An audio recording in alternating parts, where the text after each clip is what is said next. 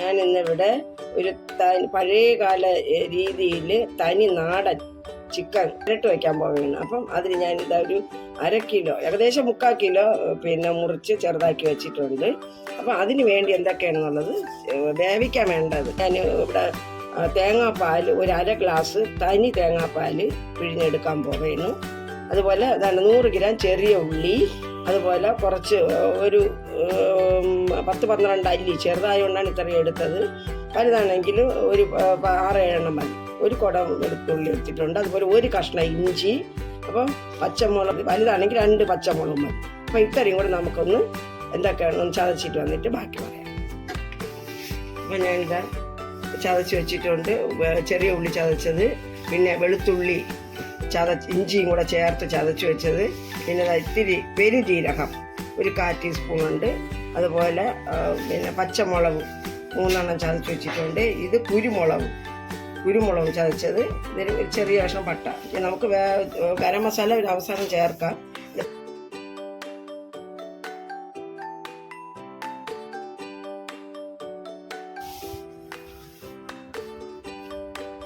ഇതെല്ലാം നമുക്കൊന്ന് ചേർത്ത്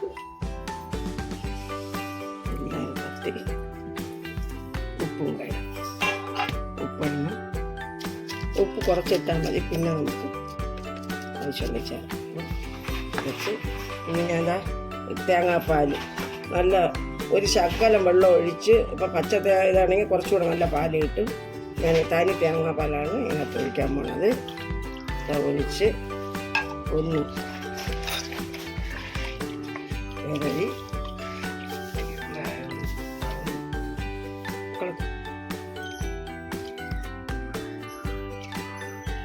നമുക്ക് ഇതിന് ഒരു 5 മിനിറ്റ് ഞാൻ നമുക്കൊന്ന് അടച്ചു വെച്ചിട്ട് വേവിക്കാം.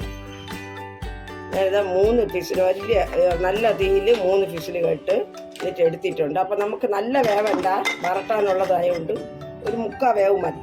അപ്പോൾ ഇതിൻ്റെ ഗ്രേവി ഒഴിച്ച് വേണം നല്ലപോലെ വറട്ടിയെടുക്കാൻ. അപ്പോൾ ഇത് കണ്ട ഒരു 1/2 വേവായി, 3/4 വേവ് വരുന്നതിന് കുഴപ്പമില്ല. അപ്പോൾ അപ്പോൾ ഞാൻ അതിന് വറട്ടാൻ വേണ്ടത് എടുക്കണത്, ഞാൻ നാരങ്ങ നീരൊഴിക്കണില്ല, വിനാഗിരിയൊന്നും ഒഴിക്കില്ല. അപ്പോൾ ഞാൻ ഇതിൽ ടൊമാറ്റോയാണ് ഇടുന്നത്. അപ്പോൾ ഒരു വലിയ ടൊമാറ്റോ അല്ലെങ്കിൽ 2 ചെറിയ ടൊമാറ്റോ എടുത്താലും മതി. അപ്പം ഉള്ളി അതേ രീതിയിൽ തന്നെ ഞാൻ 2 ചെറിയ ഉള്ളി, സവാള 2 ചെറുതാണ്, അതെടുത്തിട്ടുണ്ട്.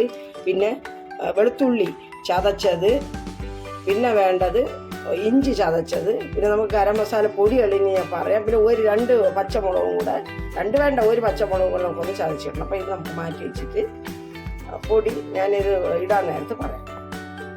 പാൻ അടുപ്പിൽ വെച്ചിട്ടുണ്ടായിരുന്നു. അപ്പോൾ എണ്ണ ഒഴിച്ചെടുക്കുക. ഒരു 2 ടേബിൾ സ്പൂൺ എണ്ണ ഒഴിച്ചിട്ടുണ്ട്. 2 എണ്ണയൊക്കെ ഇത്തിരി അവരൊരാവശ്യത്തിന് ഞാനിവിടെ കുറച്ചാണ് എടുക്കുന്നത്. അപ്പോൾ നമുക്ക് അടുത്ത് ഇതിനിടേണ്ടത് കടുകൊന്നും വേണ്ട. അപ്പോൾ പെരുംജീരകം മസാല ചേർക്കണം, ഗരം മസാല ചേർക്കണം. അപ്പോൾ ഞാൻ കുറച്ച് ഒരു 1/4 ടീസ്പൂൺ പെരുംജീരകം ചേർത്തിട്ടുണ്ട്. അതൊന്ന് ചൂടാകട്ടെ. എന്നിട്ട് നമുക്ക് കരിവേപ്പില ഇടാം. ഇനി അടുത്ത് നമുക്ക് ഇഞ്ചി വെളുത്തുള്ളി ഇട്ട് കൊടുക്കാം. അപ്പോൾ അതൊന്ന് ചെറിയ രീതിയിലൊന്ന് ചുമന്നിട്ട് വേണം ഇഞ്ചി വെളുത്തുള്ളി ഇട്ട്. അപ്പോൾ അതൊന്ന് വാടിയിട്ട് ഉള്ളി ഇട്ട് കൊടുക്കാം. അപ്പോൾ വെളിച്ചെണ്ണ എല്ലാം ഒഴിക്കണമെങ്കിൽ അതിനൊരു നല്ല ടേസ്റ്റ് വരുള്ളൂ. ചിലപ്പോൾ വെളിച്ചെണ്ണ ഒഴിച്ചത്. ഇഞ്ചി വെളുത്തുള്ളി ഒന്ന് ചുമന്നിട്ടുണ്ട്. നമുക്കിനി ഇതിനെ ഞെരടി ഇട്ട് കൊടുക്കണേ. എപ്പോൾ സവാള എടുത്താലും ഒന്ന് ഞെരടി ഇട്ടാൽ അതിൻ്റെ ഗ്രേവി ഇറങ്ങും, പെട്ടെന്ന് മൂക്കുകയും ചെയ്യും. അപ്പോൾ നമുക്ക്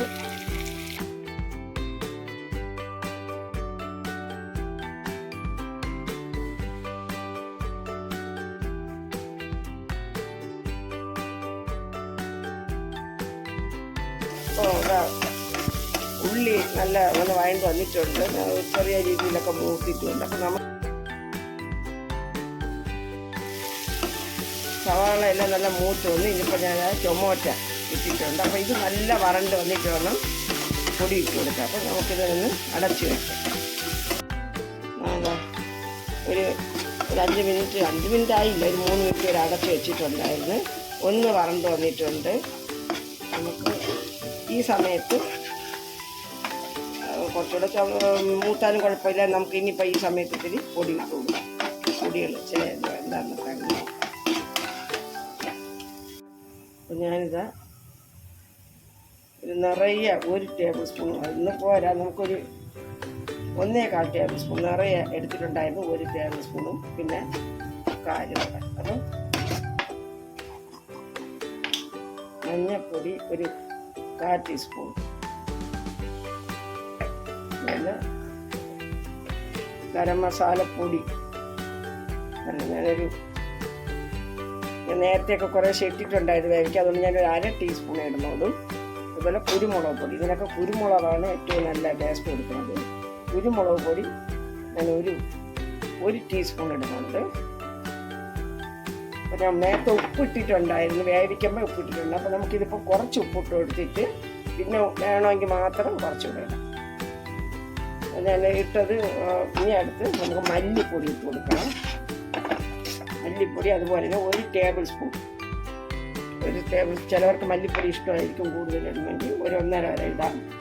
ഞാനിപ്പോൾ 1 ടേബിൾ സ്പൂൺ ഇട്ട് കൊടുത്തിട്ടുണ്ട്.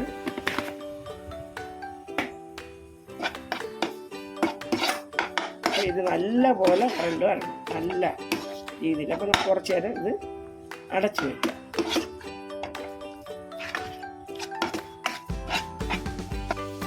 നല്ല മൂത്തിട്ട് നല്ല വരണ്ട് വന്നിട്ടുണ്ട്. ഞാൻ ഇറച്ചി വേവിക്കാൻ വെച്ച തേങ്ങാപ്പാലൊക്കെ ഒഴിച്ച് വെച്ചിട്ടുണ്ടായിരുന്നു, അതിൻ്റെ സ്റ്റോക്ക് എടുത്ത് നമുക്ക് ഇതിനകത്ത് ഒഴിക്കാം. അപ്പം ഇത് നല്ല കിടന്ന് വരണ്ട് വറ്റി വരണം, അതുവരെ നമുക്കൊന്ന് അടച്ചിട്ടേക്കാം. നമുക്ക് തുറന്ന് നോക്കാം. നല്ല എണ്ണയെല്ലാം ഞാൻ ഒഴിച്ച തേങ്ങാപ്പാലൊക്കെ എണ്ണ പോലെ തെളിഞ്ഞ് വന്നിട്ടുണ്ട്.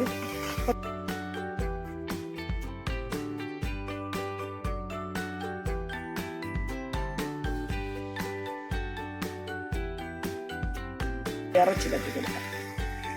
വേവിച്ച് വെച്ചിരുന്ന ഒരു 1/2 വേവ് എന്താ ഇറച്ചിയാണ്. അപ്പോൾ ഇത് ഇനി കിടന്ന് നല്ല പറഞ്ഞു വരണം.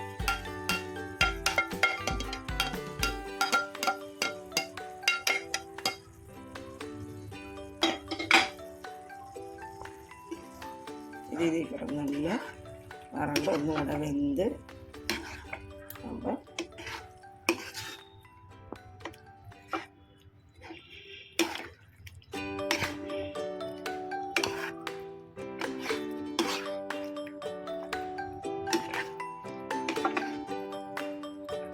ഒന്ന് അടച്ചു വയ്ക്കും. വച്ചിട്ട് കുറച്ച് കഴിഞ്ഞ് ഞാനൊരു 2 മിനിറ്റ് അടച്ചിട്ടിട്ടുണ്ടായിരുന്നു.